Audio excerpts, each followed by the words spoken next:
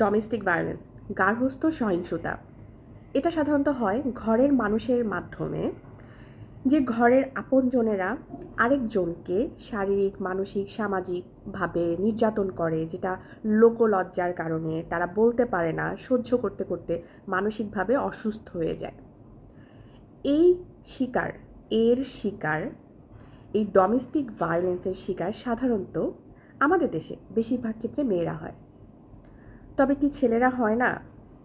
ছেলেরাও হয়, আমরা জানতে পারি না। ওই যে বললাম, লোকলজ্জার কারণে কেউ বলতে চায় না। এই যে ছেলেরা হয়, এই ছেলেরা কারা কারা বছর বছর নির্যাতিত হচ্ছে, বছর বছর পাগলের মতো হয়ে যাচ্ছে, কারা তারা?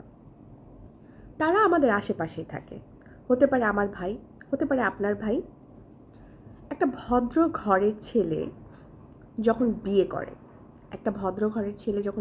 করে, যখন একটা নর্মাল পরিবার থেকে মেয়ে নিয়ে আসে, আমি সরি, অনেক আপুর আমার কথা শুনবেন, মনে কিছু করবেন না।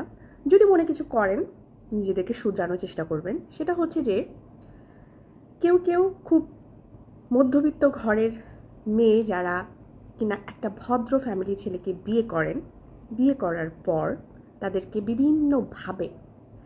বিভিন্নভাবে নির্যাতন করেন। এখন নির্যাতনগুলো কি? আপনি সেই ছেলেটাকে দিয়ে উল্টাপাল্টা সব কাজ করাচ্ছেন, যে কাজ সেই ছেলেটা বাপে জন্মেও করেনি।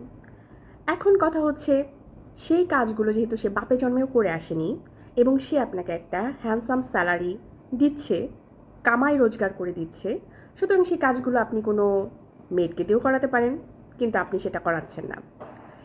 বাই দ্য ওয়ে, আরেকটা ইম্পর্টেন্ট কথা, সেটা হচ্ছে সামাজিক নির্যাতন। সেটা হচ্ছে ছেলেটার ঘরের কোনো আত্মীয় স্বজন, তার মা, বাবা, বোন, ভাই, তারা আপনার বাড়িতে আসতে পারছে না শুধুমাত্র আপনার জন্যে। এটাও কিন্তু একটা বিশাল বড় সামাজিক চাপ, কারণ আমরা সামাজিক জীব এবং বাংলাদেশের মানুষ বেসিক্যালি সামাজিকতা খুব পছন্দ করে, খুব অসামাজিক নয়। খুব ছোট্ট একটা ব্যাপার বলি, লাইক আমার হাতে একটা কাপ আছে, কাপটা আমি টেবিলের উপর রাখবো, সেটা আমি আস্তে করে রাখতে পারি, যেটা ওই ভদ্র ফ্যামিলি ছেলেটি শিখে আসছে। কিন্তু আপনি মধ্যবিত্ত ঘরের, আমি জানি না আপনি কোন ফ্যামিলি থেকে আসছেন, আপনি সেটা শিখেননি। আপনি কি করবেন? জোরে শব্দ করে রাখবেন। আমি দেখাতে পারলাম না, কিন্তু মুখে বললাম এবং শব্দটা শোনালাম।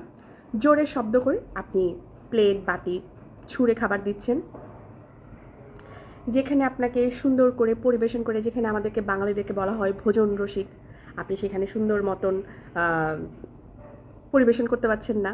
এখন এটা কি আপনার দোষ? না, এটা আপনার স্বভাব। আপনি কি করছেন? আপনি যেভাবেই দিচ্ছেন সেটা হয়তো কারো দৃষ্টিতে তৃপ্ত করতে পারছে না, দৃষ্টি তৃপ্ত করতে পারছে না।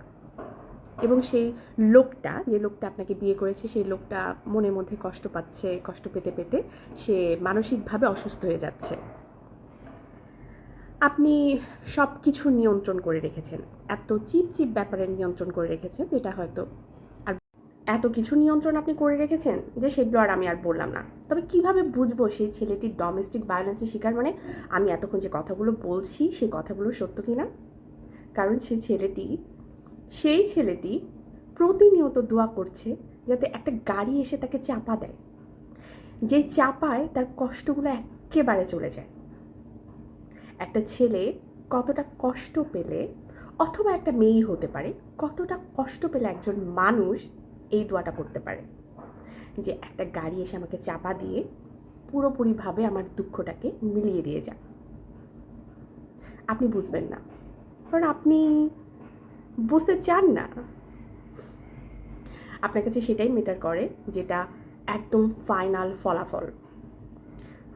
ফলাফল হচ্ছে যে একটা মানুষ যখন দেওয়ালে তার পিঠ থেকে যায়, পিছন থেকে দেওয়ালটা ধাক্কা দিয়ে সামনে এগোতে হয়। এখন আপনি যদি তার কাছাকাছি দাঁড়ান, দেওয়ালটা ধাক্কা দেওয়ার সময় আপনার গায়ে তো কিছুটা লাগবেই, কিছুটা না, ভালো লাগবে, কিন্তু তাকে তো দাঁড়াতে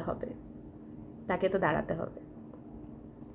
আজকে অনেকগুলো কথা বলার কারণ যে আমরা মেয়েরা সমাজে যা তা, আমাদের ব্যাপারে এখন আমরা অনেকেই হয়তো কনসার্ন আমাদের কষ্টের ব্যাপারগুলোতে, কিন্তু আমরা ছেলেদের ব্যাপারগুলোতে একেবারেই কনসার্ন নই।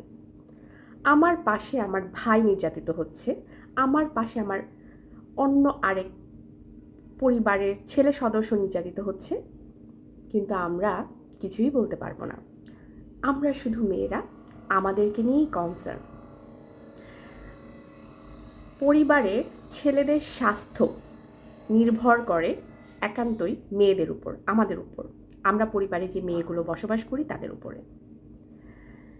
পরিবারের ভালোবাসা ভালোবাসা বলে আমরা চিৎকার করি না, ভালোবাসা একতরফা আসে না, দুই দিক থেকেই ভালোবাসা আসতে হয়, দুই দিক থেকেই সম্মানটা আসতে হয়। যা বললাম হয়তো অনেকের মনের মতে আমি আঘাত করতে পারি, অনেককে আমি কষ্ট দিতে পারি, তো কষ্ট দেবার জন্যে আমি ক্ষমা চাচ্ছি।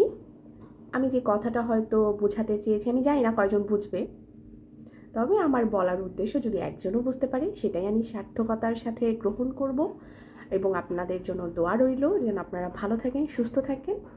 আল্লাহ হাফেজ।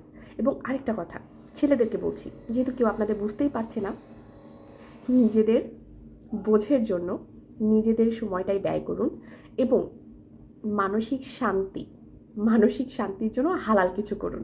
ভালো থাকবেন সবাই। আল্লাহ হাফেজ।